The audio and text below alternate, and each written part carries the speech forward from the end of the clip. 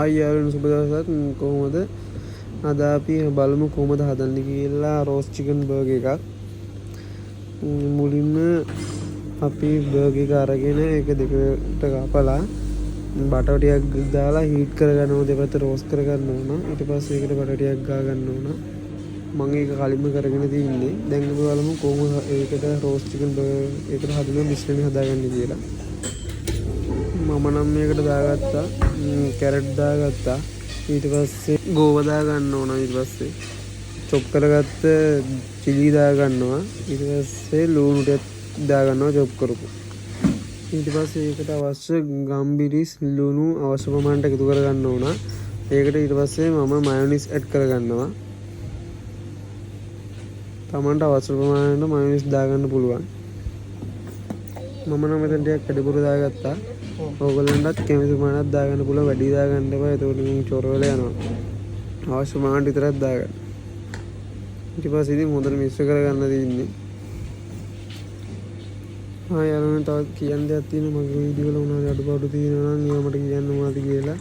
මොකද ඔයගොල්ලෝ කිව්වොත් තමයි මට අඩුපාඩු හරි හදාගන්න පුළුවන්.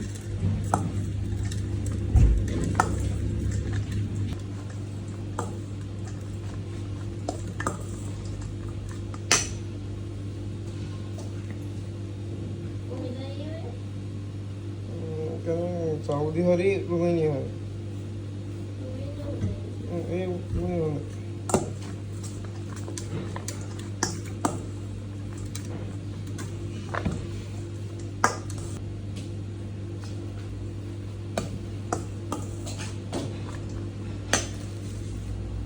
හරි දැන් අපි බලමු කොහොමද බර්ගර් එක හදාගන්නේ කියලා.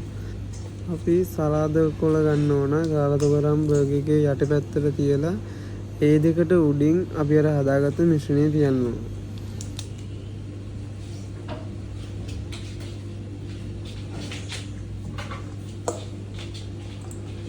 මේ විදිහට සලාද කොළ උඩින් තියාගන්න තමයි තියෙන්නේ. ඔයගොල්ලෝ වැඩිපුර ඕන නම් වැඩිපුර තියාගන්න. මම නම් තියාගන්නේ මේ ප්‍රමාණයට තමයි.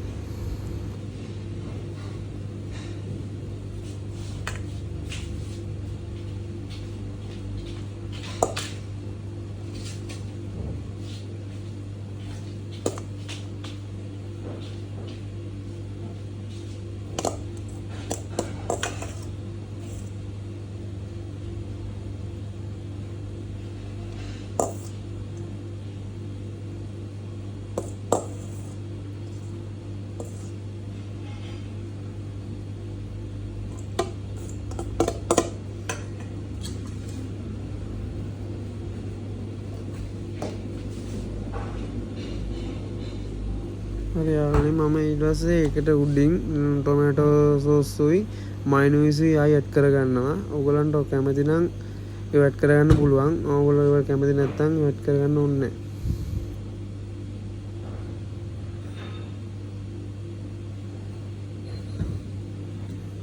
ඊට පස්සේ බර්ගර් එකේ උඩ පියන අරගෙන මේක වහලා ඊට පස්සේ ටූත් පික් දෙකක් අරන් මේකට ගහ ගන්න ඕන. ඒ බර්ගර් එක වැටෙන්නේ නැති වෙන්න. හායි ගයිස් මට කියන්න අමතක වුණා. මගේ YouTube channel එක subscribe කරලා share කරලා like කරලා comment කරන්න.